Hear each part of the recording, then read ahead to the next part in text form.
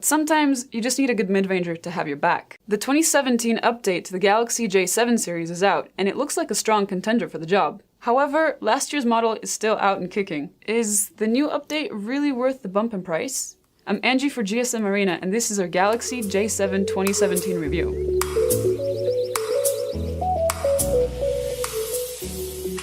Design-wise, the J7 2017 has bumped up a class compared to last year's model. Its premium aluminum unibody feels comfortable and solid in hand. There's no camera bump, and I'm loving the matte back, despite the fact that it's a fingerprint magnet. The always-on fingerprint reader is a welcome addition too. As confirmed by the IP54 rating, there's an enhanced resistance to dust and splashes. Sadly, Samsung also abstained from upgrading the port to a USB-C. Thankfully, it still has a headphone jack. Samsung placed the J7 speaker in an unusual spot. It works well to prevent accidental muffling in landscape orientation, but in other positions, we often covered it up without noticing. The J7 has a single SIM version and a dual SIM. The latter doesn't require you to ditch the microSD card. The base storage is far from enough, so you're really going to need it a lot sooner than you think. All that being said, the biggest upgrade has to be the screen. The J7 really upped its game here. The AMOLED display now has a 1080p resolution and offers great contrast and high brightness for those sunny, scorching days. The phone also features Samsung's always-on display, but this convenience comes at the cost of reduced battery life. Without the feature, the J7's endurance rating caps out at an amazing 108 hours. This is thanks to a really power-efficient chipset and a relatively large battery. With always-on enabled, the endurance falls down to 72 hours, which, while still good, is a noticeable drop. Of course, that's an extreme case, as the always-on display will usually drastically dim itself if you put it away. While the chipset is last year's model, it can handle heavy loads surprisingly well, and the phone was quite responsive.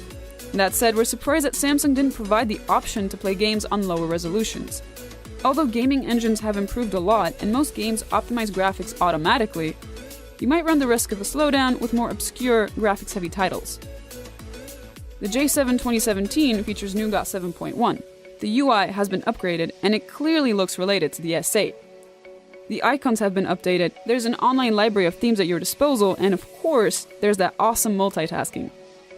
The J7 also includes an FM radio, perhaps to always allow you access to music despite the meager storage.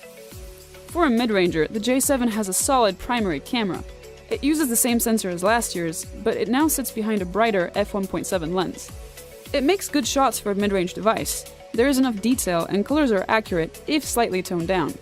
There's not a lot of noise, though we could spot the noise suppression slip up around edges.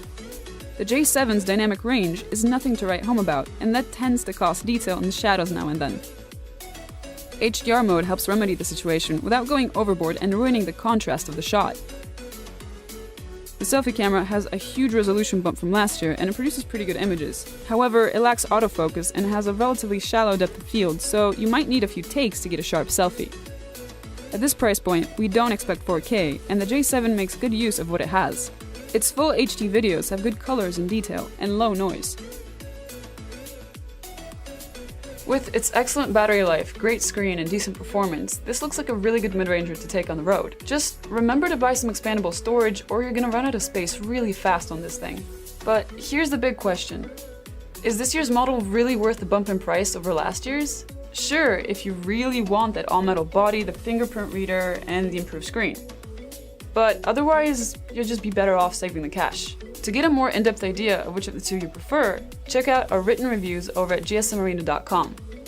See you next time!